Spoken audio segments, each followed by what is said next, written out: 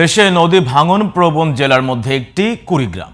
টানা বৃষ্টি আর উজানের ঢলে প্রায়ই ভাঙন দেখা দেয় জেলার ৯টি উপজেলার উপর দিয়ে প্রবাহিত ব্রহ্মপুত্র, ধরলা, তিস্তা ও দুধকুমার নদীর তীর। এতে নদী গর্ভে বিলীন হচ্ছে শত শত ঘরবাড়ি, গাছপালা, ফসলি জমি সহ বিভিন্ন স্থাপনা। তবে অভিযোগ রয়েছে কোনো ব্যবস্থা নেওয়া হচ্ছে না প্রশাসন থেকে। কুড়িগ্রাম প্রতিনিধি মোহাম্মদ মিজানুর রহমানের পাঠানো তথ্যচিত্রে জোবায়ের রহমানের আরও একটি রিপোর্ট। উত্তরে সীমান্ত ঘেঁষা কুড়িগ্রাম জেলার উপর দিয়ে বয়ে গেছে ধরলা, ব্রহ্মপুত্র, তিস্তা ও দুধকুমার নদী।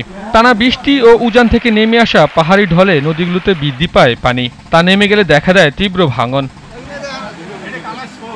সম্প্রতি নাগেশ্বরী, রাজারহাট, উলিপুর, রৌমারী, চিলমারী সহ জেলার ৯ উপজেলায় প্রায় ৪৫টি পয়েন্টে দেখা দিয়েছে তীব্র ভাঙন। প্রতিদিন বিলীন হচ্ছে ঘরবাড়ি, গাছপালা ও ফসলি জমি। নদী ভাঙনে সর্বশান্ত হয়ে দিন কাটাচ্ছেন হাজারো পরিবার। আমার জমি গেছে, বাড়ি গেছে, জমি জমা সব শেষ, বাড়ি ঘর দূর সব চলে গেছে।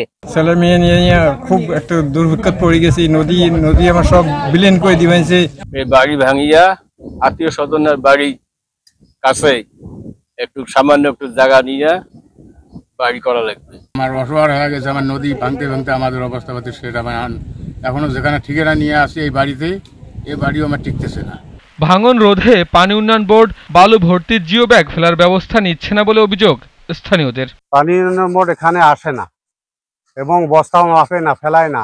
আর ধরলা নদী আমাদেরকে 15, 16, 17 বছর থেকে এই ভাঙনে আমার প্রতিরোধ করিয়াছে। আমাদের খুব অভাব অনটন আসি গেছে। তবে জেলার পানি উন্নয়ন বোর্ডের নির্বাহী প্রকৌশলীর দাবি, ভাঙন রোধে কাজ করছেন তারা। 30টি পয়েন্টের মধ্যে আমাদের 25টি জায়গায় আমরা জরুরি জিও ব্যাগ দ্বারা কাজ বাস্তবায়ন করছি। আরো যেসব জায়গায় ভাঙন নতুন করে দেখা দিচ্ছে, আমরা সেখানে বাজেট বরাদ্দ অনুমোদনের চেষ্টা চলছে। অনুমোদন পাওয়া গেলে কাজগুলো শুরু করা হবে।